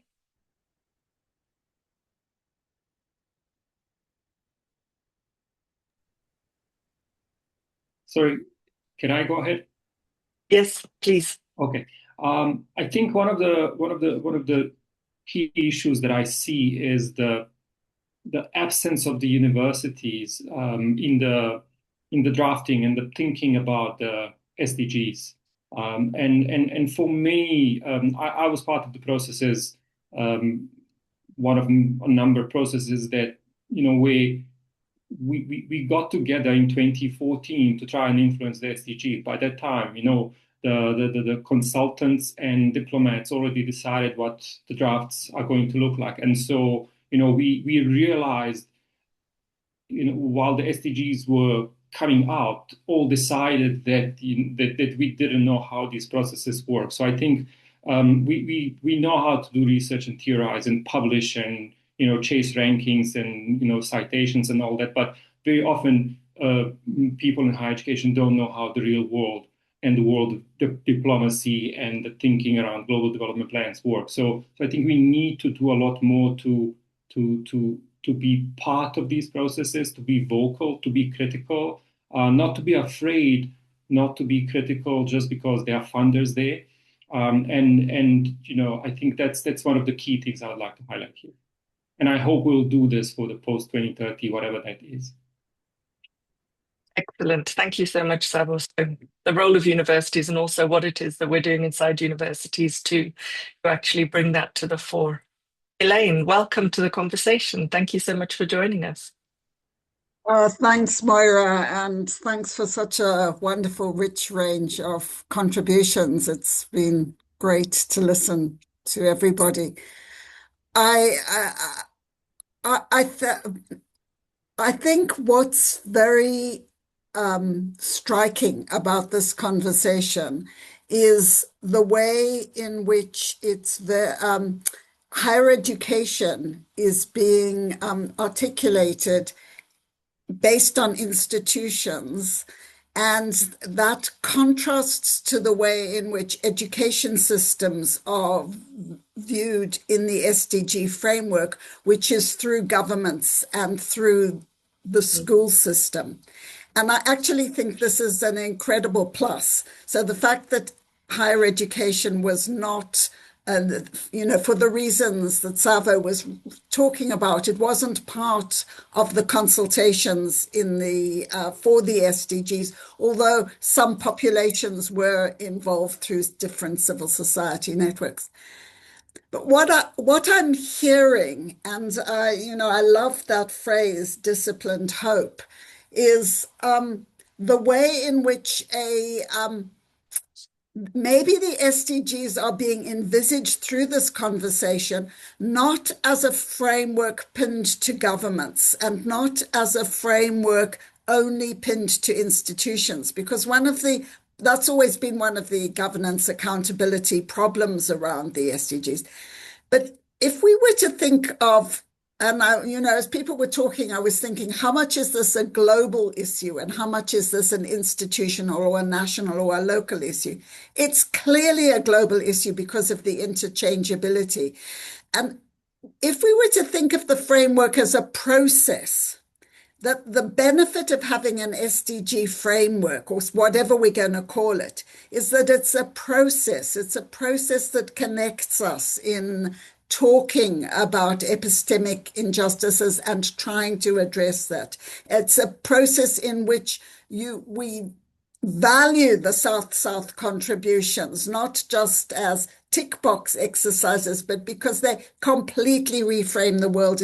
It positions Maya's concern with mobility. It's a process of exchanging ideas, exchanging people, exchanging knowledge. Sorry, I can't pin it more firmly to a governance institution, but I think, when Tristan reframed postponement, amendment, replacement, or abandonment, maybe there's reconfiguration as well, or yeah. Okay. Reconstitution. Absolutely. Reconstitution. Thanks. Thanks. And actually, we don't need to wait for a new UN process, although that it would be useful to input into that for various strategic and tactical reasons. But this is a process, and if we could continue it in some way, institutionally anchor it and continue to deepen the sorts of investigations that are reported here and support them, I think that's pretty fantastic. Would be gold dust, certainly. Okay, we have Pedro Roberto, who's going to speak next. Can you unmute yourself and join us?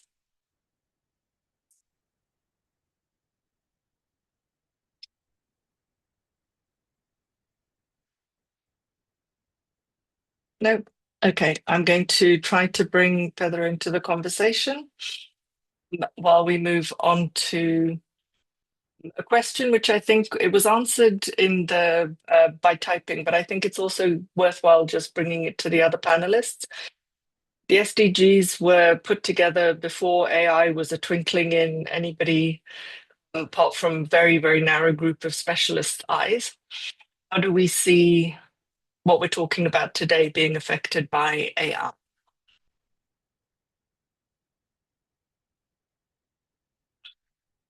Lizzie, you already answered in the chat. Anybody else willing to tackle that one?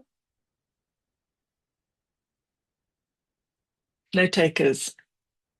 All right. Okay. So Ankita's question around the changing idea and roles of university. So if we're talking about a shift here, then what does that mean if we're moving from the way that the question is framed, facilitating the learning of adults and guiding them to become experts, moving to universities as agents of change, then what is it that we are doing? That's actually a very fundamental change. Who would like to take?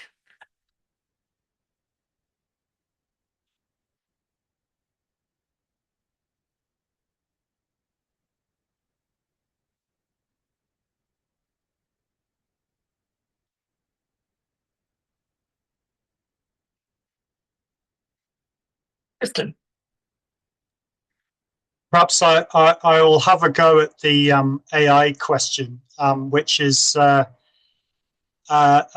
bit of a reach for me because I'm really not a technology specialist at all. But I think I've got two things maybe we can say about AI. So one is you can see it in the way of any technological advance, so that we can think of technologies in relation to the development agenda, as tools, and as all advancements, there's a naive view that views any technological advancement as beneficial for humanity. But of course, tools can be used for good or ill, and they can also be distributed unfairly. So some of the concerns around AI are that it could lead to an exacerbation of inequalities as access to the power that AI brings is unfairly distributed, which is almost inevitable given the structures of our globe. But there's another perspective that sees it not just as another form of technology or even as another way of generating and sorting and curating knowledge, but something that is qualitatively different from anything that we've had before, which is that it involves a machine curation of humanities knowledge, which is quite different. We've had many different mechanisms for sorting and organizing and selecting the sum of humanities knowledge or within specific cultures, but it's been, human curated previously, and this brings an entirely different perspective on it, because it's not just a question of equality between ourselves as beings, but that the entirety of the species might actually be challenged. So I think AI is very, for those reasons, very significant in relation to the development agenda, both as being a powerful technology in common with all previous technologies, but also because it has that dimension which is quite different from things that are. I think Pedro is with us. He is indeed. And AI also, the question around, the Gutenberg moment, as well as being a technology, is digital capital, and how we've now added another capital in which different people and different geographies are differently equal. So all of these questions with AI that really do need to be answered. But Pedro, you had something that you wanted to add to a previous question. Please go ahead. Apologies for the glitch in getting you into the room. No, sorry. I received the message and I didn't know how it worked, because do you want to be a participant or just a commentator? No, I really believe in terms of the role of higher universities. I have been working with environmental education since beginning of the 2000s at the University of São Paulo, practically, or a little later. But what I mean is that basically we have to improve the quality of our methodologies, not to work within our researchers. Now, I have now in a very large project at the Institute of Energy and Environment, which Tristan knows very well. And I'm working on an issue of social transformations within climate change. And we are very keen on the issue of how to deal with the methodologies with the different stakeholders that we will be working in Brazil, because we will be working in different ecosystems and with different types of communities. Communities called quilombolas, which are the remnants of the Black population, indigenous, how you call fishermen. So basically, what I see is that we have to be very creative when it comes to the discussion, when it comes to working with SDGs. I'm not too pleased with SDGs, no, because I think that unfortunately it has become something that you have to have goals. And I believe that it's more like a lighthouse to look at SDGs, no, to bring up more perceptions. I wouldn't even use word consciousness, but definitely a better perception of what this implies when we talk about the different articulations of SDGs, no? So in this sense, when we look at 2030, it's just around the corner, so very little to be said about it, and in a very confused world at this moment, no? Definitely we have to be strengthening mainly an agenda of social inclusion, of strengthening the agendas of different types of sustainability, no? Because we have to deal with the fact that in the universities we are teaching people who will go into business, people who will go into NGOs, people who go to government, no? People who go to academia. So this implies that we have to really look at the diversity, at the same time being very open to the changes of technology. Not that AI will really organize our lives, but it can be having a positive use when we are thinking about an ethical relationship with AI. No, we're still everybody is confused, no? Because when you come to undergraduate, everybody says, how are these kids saying that they're not dealing with artificial intelligence? So basically, what I believe is the university has a very important role. And definitely, I also consider that it has a lot to do with commitments of professors, engagement, a lot of a lot of articulation between the professors, no?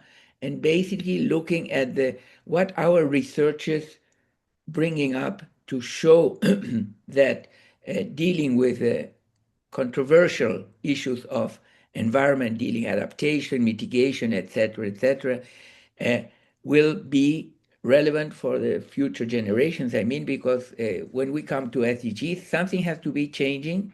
No, maybe a change that doesn't make it so so diverse and maybe articulating more and creating more hybridization between the SDGs. Because when you look at 17 or 18, everybody looks at its piece. And what I believe is SDGs do not have to be everything on a separate part. So these are the issues that I consider relevant to be discussing continuously, but obviously also based on research that has been working. No?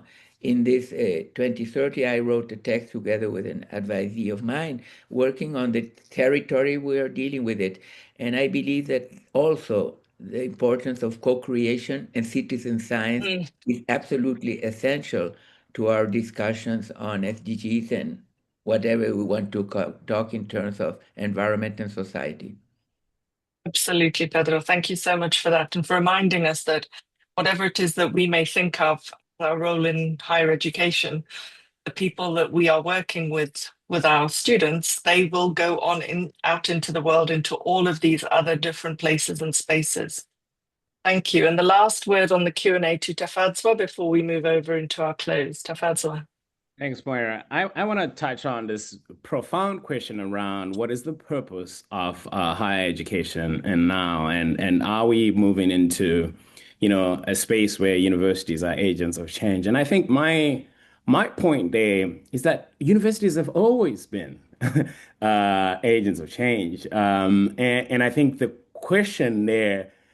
So I'm a higher ed scholar. I situated within the political economy of just higher ed. I mean, I come from South Africa where under Mandela, the expansion programs that I basically benefited from were a way to try to produce change, right? This is a moment in the post-apartheid era where Mandela thinks, and Mandela and others think through education is the best way to address inequality, right? And then educational higher ed expansion moves in that you come into the US, there's also the same kind of moment. Lyndon B. Johnson and the war on poverty is like coming to so it's always been higher ed being situated within a broader political economy and doing things. And so we shouldn't, I think the idea that the university is there for some esoteric expertise function is itself, I think, a little problematic in the sense that, university has not really been neutral. I think the deeper question is so if we know that universities have been for change, the question is, so what change do we want in this moment? What can universities change, say, to whom, for whom, and under what conditions? Universities are versatile and diverse and could serve multiple purposes in life. Could it just be a utilitarian and transactional logic, or could it do more? Could a university serve the ends of asking of justice, of equity, of more cohesion within society? So I think we are in a moment where I agreed where because of some of the polarization that has happened, the role of universities have become so contested. But I think to ask that universities do more is really inconsistent with how universities have been approached. And I think there is agency in how we shape these structures, because just as they are shaped by the broader political economy, universities have agency that shapes how society is structured, whether in economic space, political space, and in social ways. So I think this is a critical moment where we could imagine what universities could be, and that imagination need not be just rooted in how universities have been, but in what university could be to meet the challenges of the moment. Thank you so much. Rousing words to close that Q&A session. Thank you all so much for your inputs. And I am very happy to introduce now Lucille Martins, who's at the Geneva Graduate Institute. Lucille, if you'd like to share your screen while I'm introducing you. Yes. And thank you all very much. If you could all switch off your cameras while we're waiting for Lucille, thank you. So Lucille is going to talk to us about some research that she's been doing on agenda keeping. And I think this is profoundly important for education through every single level or population, whatever it is that we would like to call it, because we have seen education falling off the agenda. I think a few people have already said that we saw higher education not even included in specifically the agenda in the SDGs. So Lucille's going to talk to us about what it is that we can do in order to make sure that education, higher education, stays on the agenda beyond in the lead up to the Beyond 2030 processes. Lucille, over to you. Thanks a lot, Maura, and good afternoon or good evening, good morning, everyone. I feel really, really lucky to be part of this conversation. The whole discussion so far has been very enlightening, and I hope that what I'm going to bring to conclude this session will be helping pursuing this very, very important discussions that have been happening in the framework of this collective. I think if we were to negotiate the SDGs today, we would not have that many colors in the logos that we know of because of the polarization that we've been mentioning during this discussion. And I think one of the reasons is precisely because also there is a growing competition between problems. And so in the context of my research, I've been trying to identify processes and practices through which one may intend to keep something on the agenda, even though it might not be appearing as a top priority because of this multiplication of crisis. And I think in the context of this specific webinar, it's really talking about how we can keep on the agenda issues so important that you mentioned earlier, like inequalities, environmental justice, inclusive pedagogy, higher education overall, and how we make sure that we can keep the ball rolling, basically. So the main puzzle behind this idea of agenda keeping is that especially when a crisis comes, and I'm pretty sure you're familiar with this cartoon, everyone is focusing on the domain of that specific crisis. And so, for example, when the COVID-19 pandemic started, there was a lot of attention towards other issues. And this cartoon was a way to actually remember that there's actually overlapping and contrasting crises. And it's not because first things first will impose to focus on short-term priorities that we should forget about long-term priorities. And basically what I've been trying to ask in the context of my research is how do we keep an issue which is not seen as a priority on the agenda? And here the actors involved a diversity of actors, I would say. So it could be seen from higher education actors, us institutions, but also within the context of the negotiation of the post-2030 agenda. So agenda keeping, I conceptualize it as a process of maintaining an issue as a priority for action amid other competing problems. And I have identified 4 types of strategies that you can use to try to maintain attention on a problem that might appear less important at the moment. So the first one is that you can reframe that problem. The second one is that you position it, especially in comparison with other crises that are happening. Then there is a third strategy is about space securing, so making sure that you maintain arenas of advocacy, deliberation, and decision making on this topic. And finally, it's the fourth strategy, I've called it time ordering. It's about challenging the pace that is imposed by emergency. And I think here, all the questions about the different ontology or different epistemological approach is very important. And so this can be applied to different cases like climate change during the COVID-19 pandemic, environmental rehabilitation during a humanitarian crisis, cultural heritage protection during war, or higher education and economic recession.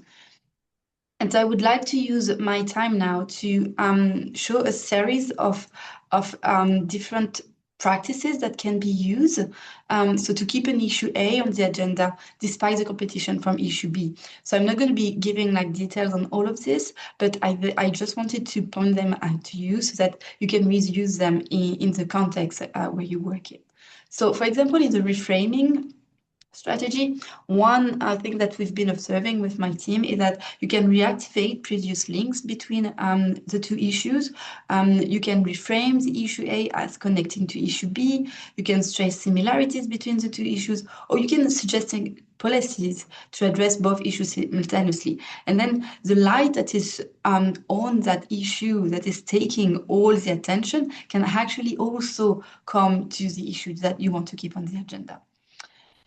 The risk by doing this form of hybridization between issues is that you can lose also some kind of agency on this, on your issue. And so here what is important is also to work in the positioning of that issue. And what we've been observing in the cases that we analyze is that actors have been stressing the specificities of their issue, have been even challenging the exceptionality of the crisis, or even positioning issue A as more important than issue B. And so if you say that what you're working on is really the meta problem, then it helps maintain attention to it, even though other problems are happening.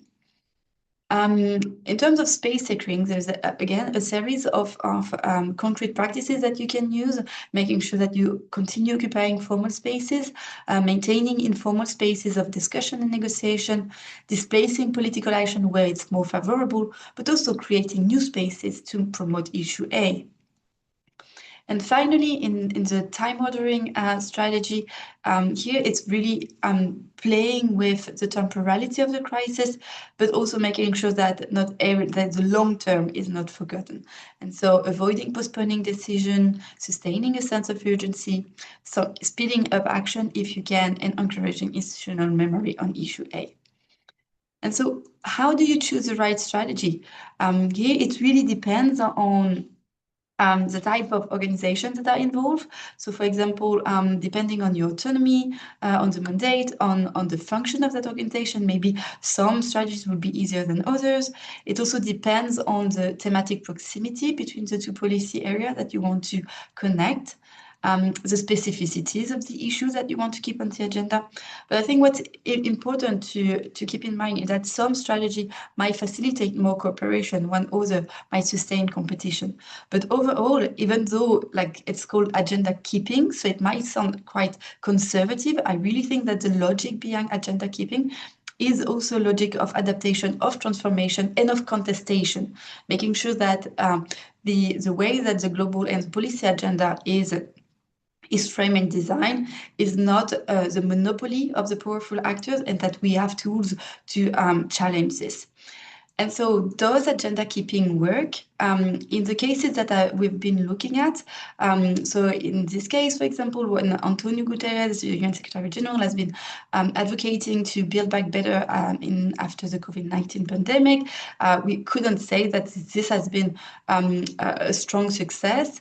At the same time, here you see that the work of the UN Environment Programme that have been trying to keep attention on environmental risk in war and conflict zone, like in this case, when they did this report on the environmental impact of the conflict in Gaza, trying also to connect human health and long-term environmental recovery.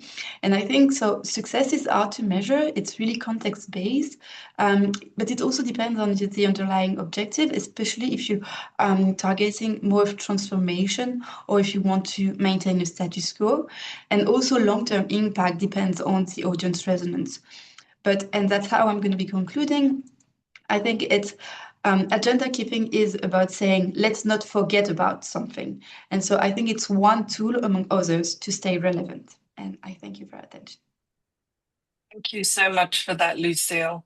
And I really do see this project that Tristan and Elizabeth have led us through in terms of thinking through the role of higher education in the new global agenda is absolutely doing that base securing in order to then also be able to influence in those other three aspects Lucille very eloquently brought to us today. So now is the moment where we launch the publication. You can grab it if you click on that QR code that is currently on your screen. Liz is also going to put that in the chat for those of you who don't have a phone or a camera to be able to click on that QR code.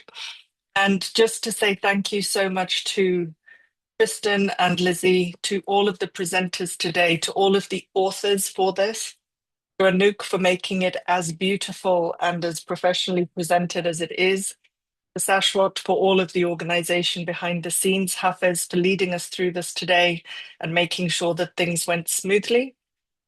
And we are thrilled to be publishing this with UCL and University of Toronto.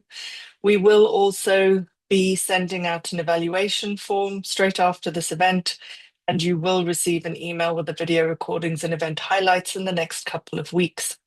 So thank you all so much for joining us. If you would also like to join our South Orphan Network, it is now on the screen for you.